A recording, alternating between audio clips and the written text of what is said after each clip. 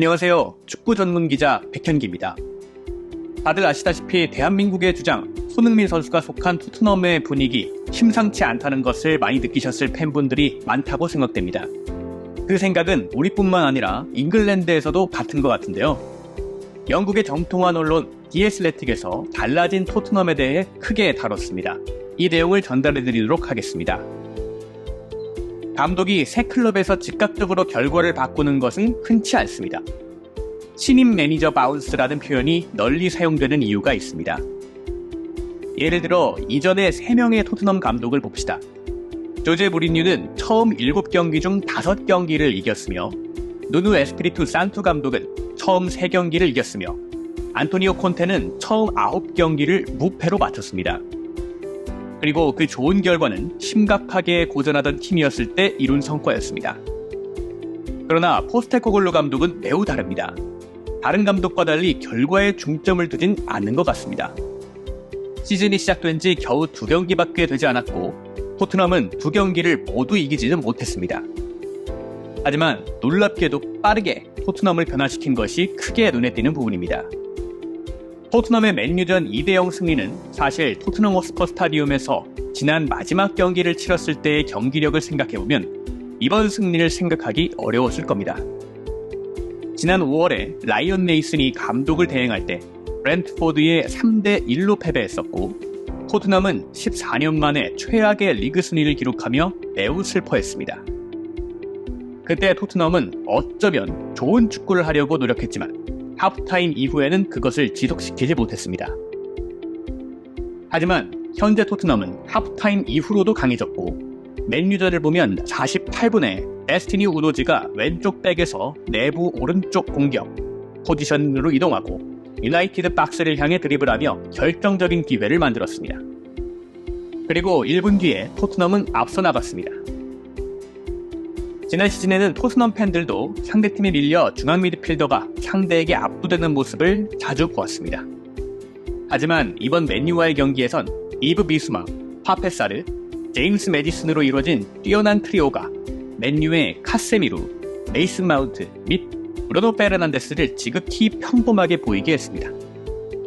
전임자 콘테 감독은 경기 중 전술 변경을 하지 않는 고집을 피워 팬들을 화나게 했던 반면 포스테코글루는 맨유전 하프타임에 중요한 전술 변경을 했습니다.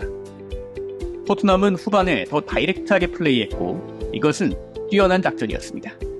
후반전은 맨유보다 더 많은 득점 기회를 만들었고 맨유보다 훨씬 더 좋은 팀이었습니다. 토트넘이 클린시트로 경기를 마무리 지은 것도 정신무장이 잘 되었기 때문인 것 같습니다. 경기 전 선발 명단을 발표했을 때 매우 공격적인 우도지와 페드로 포로가 같이 선발되어 있어서 손발이 잘 안 맞았을 것 같았습니다. 그러나 전반전에 조금 흔들리고 그 이후에는 토트넘은 훨씬 더 견고해졌습니다. 후반전 중 우도지를 빼고 벤 데이비스를 투입하여 수비를 강화하였습니다. 포로도 이후에 로얄로 교체되어 수비는 더 두터워졌습니다. 하지만 데이비스는 뒤로 물러나 수비적으로 하지 않고 상대 페널티 박스로의 돌파로 83분에 리산드로 마르티네스를 자책골로 유도하여 쐐기골을 만들어냈습니다. 이 결과는 선발 라인업이 발표됐을 때 많은 사람들이 생각한 것보다 훨씬 더 큰 성과였습니다. 새로 영입한 미키 판도페는 지난 몇 년과는 다르게 견고한 수비력을 토트넘에 안겨주었습니다. 토트넘의 이번 맨유와의 경기와 지난주 브렌트포드에서 더욱 인상적이고 놀라운 점은 포스테코글루 감독의 토트넘이 이번 시즌 슬로우 스타트를 하리라고 대부분이 생각했습니다. 그는 J리그에서 요코하마 마리노스의 감독일 때 거의 강등될 뻔했고 셀틱에서는 처음 7경기 중 3경기를 패배하고 1경기는 무승부로 마쳤습니다.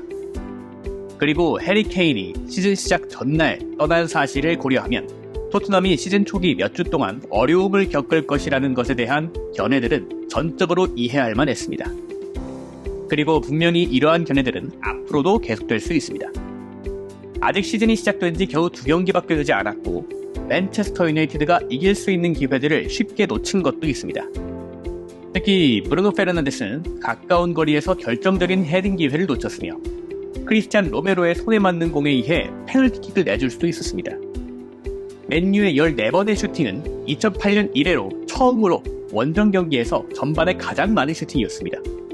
앞으로도 까다로운 경기가 있을 것이며 아마도 무리뉴, 누누 및 콘테와 마찬가지로 시간이 지나면 포스테코글루 감독도 어려움을 겪을 수 있을 것입니다.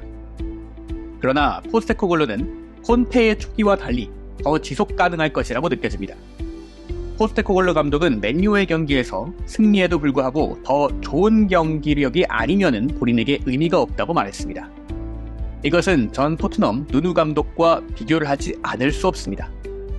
누누는 1-0으로 맨시티와의 경기에서 승리로 데뷔했고 첫 3경기를 승리로 시작했지만 한 경기를 제외하면 특별히 인정할 만한 경기는 없었습니다. 그리고 그 이후 빠르게 팀은 무너졌습니다.